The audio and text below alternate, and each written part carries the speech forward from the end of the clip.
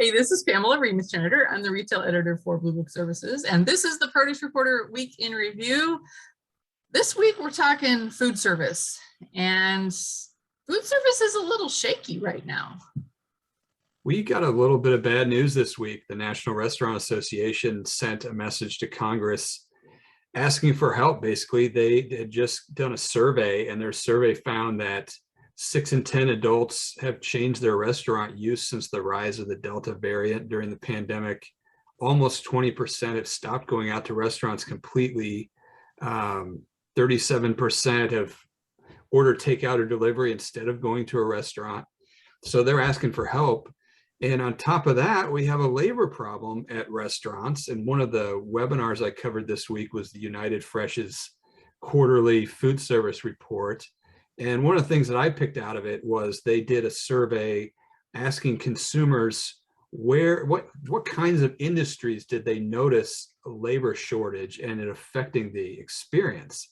And the number one place that consumers said they noticed the labor shortage and it really affected their experience there was restaurants, and 10 percentage points lower was grocery stores.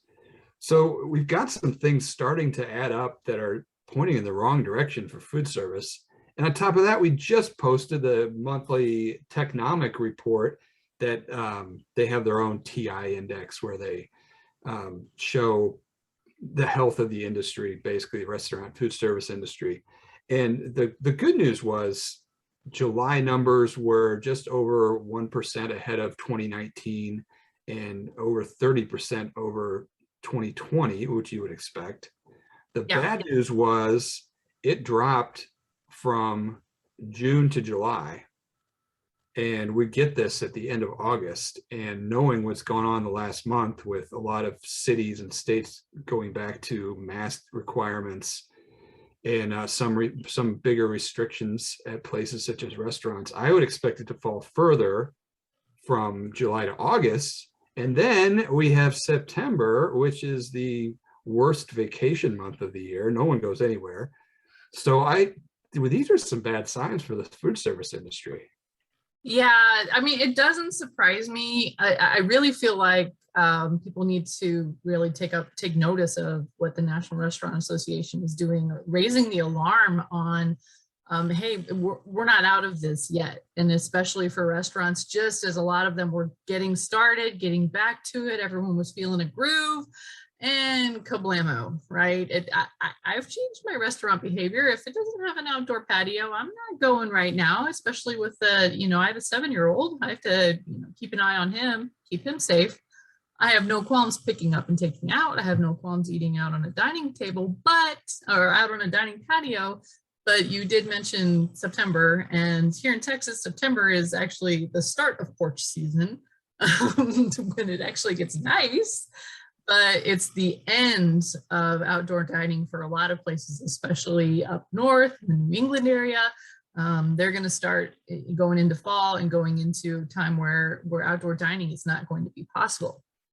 So well, we're also in a weird spot when it comes to restaurants because cities know that restaurants need customers. But even with, whichever side you're on with mask mandates, the fact that if there's an indoor mask mandate and you have to wear a mask to go in the door, and as soon as you sit down at a table, you can take it off.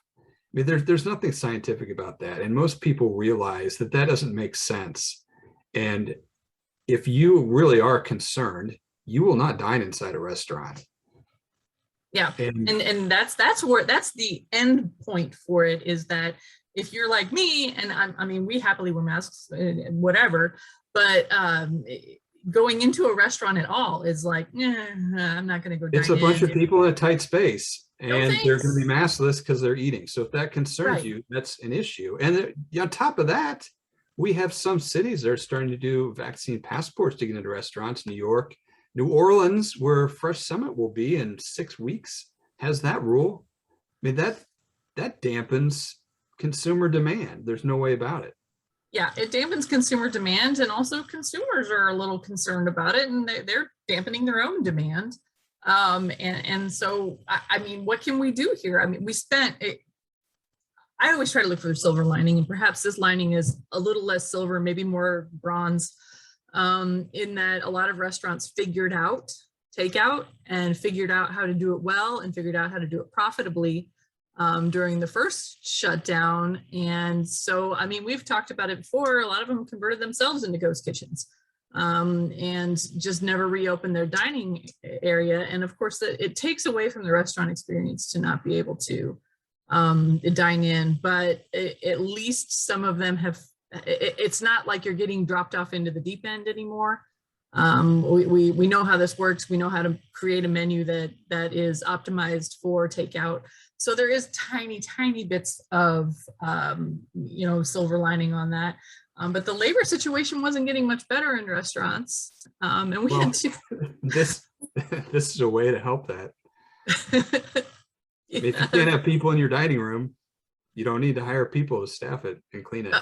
Well, on that note, we had a couple of press releases on the same day about robots replacing people. I'm like, labor short. So here's the thing about when we've been talking about all these futuristic things. Think about, you mentioned Fresh Summit, that state of the industry, flashy, huge screen. Think about it. Robots are doing your line in the kitchen and doing this and that. And that's always so far away and not actually, it's practical versus practicable. Right. It's like autonomous trucks or robot harvesters. It seems like they're perpetually 5 to 10 years away. Yeah, the Harvest Crew I just saw on LinkedIn this week. It's got a whole new look. It got a flashy new case there. It looks like it's moving forward. Autonomous trucks are moving forward. We actually saw that pilot with Jamara and AWG where they delivered autonomously a load of watermelons this summer. So it actually is happening. Wheels on the road, and now robots in the kitchen. We had and grocery store even bigger. Yeah, even bigger in the grocery store. We had one where it was a 800-degree pizza place that's actually doing standalone kiosks to have pizza 24/7 in 90 seconds, like gourmet pizza. That has got to work outside of bars. Yeah, you know what? That's great. That's the perfect place to stick one of those things. Just hope it's in like a Teflon lockbox to make sure that shenanigans don't happen with it. And then we also saw Sweetgreen acquire Spice, which has an infinite kitchen. And what was fascinating to me, I'm looking around for art like I always do, and I found a video of it. And the infinite kitchen was created by, it's in Boston, and it was created by some robotics focused MIT engineers. Zero surprise there, but they only have 2 stores, and yet Sweetgreen acquired them. And what is Sweetgreen going to do with this technology that they now own? They've got massive expansion plans, but they, like every other restaurant out there, has had also challenges with labor. Let's see what happens. But the other news, when we shake this out to retail, is that Schnucks in St. Louis has decided to take its tally robot chain wide. And this is something that piloted back in 2017. And it's the little, they put googly eyes on them and they like go up. It's like a grocery store Roomba, only it's got a stanchion kind of thing on it where it goes up and down the aisles and it's doing inventory, which is one of the, I mean, if you've ever worked anywhere that had to do inventory, it's the biggest bummer. It is totally boring. It's so boring, and this seems perfect to have a robot do it. And actually the tally robot, they have some data and a case study that showed that they detected 14 times more addressable out of stocks than a manual scanner, 20 to 30% reduction in out of stocks, the increased price tag and promotional execution, all of these things that people aren't good at and people don't want to do. No, and this guy works 24 hours a day and doesn't get tired. Other than if he needs to like go back to his home like a Roomba, done doing your carpets downstairs or something like that. It's fascinating to see what this can do to the labor problem that we have. We see Walmart, they've tried robots too, and I'm not sure where they are in the status of their robot pilots. But a lot of what they're trying to do in the stores near me is take people out of the equation on places that it's really tough, like all those self-checkouts, banks and banks of self-checkout lines at my regular Walmart, and then 2 cashiers working. it's really unpleasant to try to like check out at that Walmart. There's just some places that I feel like people crave a person. Someone standing in the aisle doing inventory is not that place. So it sounds like a really fascinating thing that they can be doing. And then they can free up labor hours to maybe stack fruit prettier. Yes. That's how it could work out. You would hope in the end scheme of things, it'll free up people to do more customer service focused things, more labor intensive things that can't be done automatically, like, you know, stacking fruit, like doing some of the more challenging custom fresh cut, things like that. So lots of robots going on and lots of really interesting developments in there. I will have to check that out when I'm on the other side of that state. Yeah, I had to go to the other side of Missouri. Go hunting. No schnucks on this side of the state. Sorry. No, I think the closest one might be Columbia. I used to go there when I was in school. I'm not big on Columbia. That's because you didn't go to Mizzou and I did. No, I went to what used to be their biggest rival. All right. Well, I mean, I'm in Texas now, where apparently everyone's decided to go to the SEC, so everyone's going to be a Mizzou rival now. Oh, well, on that note, that's it for the Produce Reporter Week in Review. If you are not getting the Produce Reporter newsletter, you need to go to producefoodbook.com and sign up.